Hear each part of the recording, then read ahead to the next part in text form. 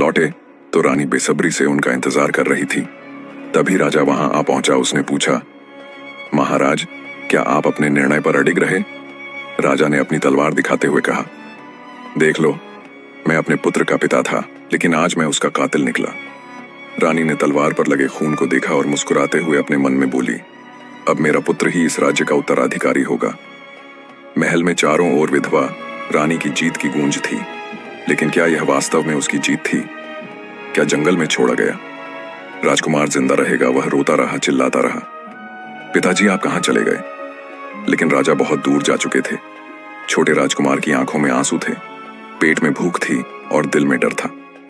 वह नन्हे कदमों से इधर उधर भटकने लगा। कभी किसी झाड़ी में छिप जाता तो कभी किसी ऊंचे पेड़ के पास जाकर बैठ जाता था। कुछ ही देर में उसी जंगल के रास्ते से एक वृद्ध ब्राह्मण गुजर रहे थे।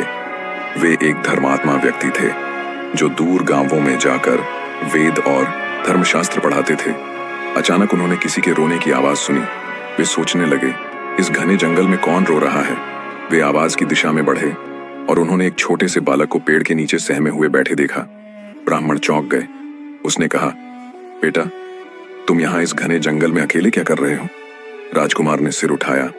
उनकी सफेद दाढ़ी और ममतामयी आंखें देखकर उसे थोड़ी राहत मिली। मुझे मेरे पिता यहाँ छोड़ गए हैं। ब्राह्मण उसकी हालत देखकर समझ गए कि इसके साथ कोई बड़ा अन्याय हुआ है। ब्राह्मण ने प्यार से उसका हाथ पकड़ा और कहा, बेटा, अब तुम डरो मत। आओ, मेरे साथ चलो। अब से मैं तुम्हारा पिता हूं। उन्होंने राजकुमार को अपनी गोद में उठाया और उसे लेकर अपने आश्रम की ओर चल दिए। ब्राह्मण का घर एक छोटे से गांव में था। जहां वे गरीब बच्चों को शिक्षा दिया करते थे, वहां उनकी पत्नी भी थी, जो बहुत ही दयालु महिला थी। उन्होंने पूछा, अरे, यह कौन है?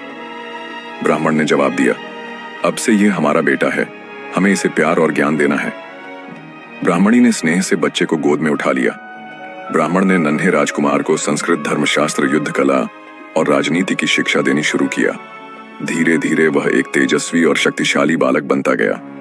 ब्राह्मण के आश्रय में पला हुआ वह बालक अब एक तेजस्वी, बुद्धिमान और विद्वान युवक बन चुका था। उसकी नीति, युद्ध कला, शास्त्र ज्ञान और न्याय बुद्धि की चर्चा अब दूर दूर के राज्यों तक पहुंच चुकी थी।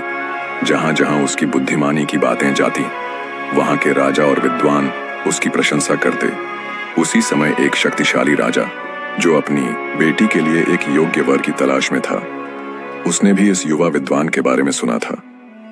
राजा की पुत्री अत्यंत सुंदर, बुद्धिमान और तेजस्वी थी, लेकिन उसने प्रतिज्ञा कर रखी थी, मैं विवाह उसी पुरुष से करूंगी जो ज्ञान, नीति और शौर्य में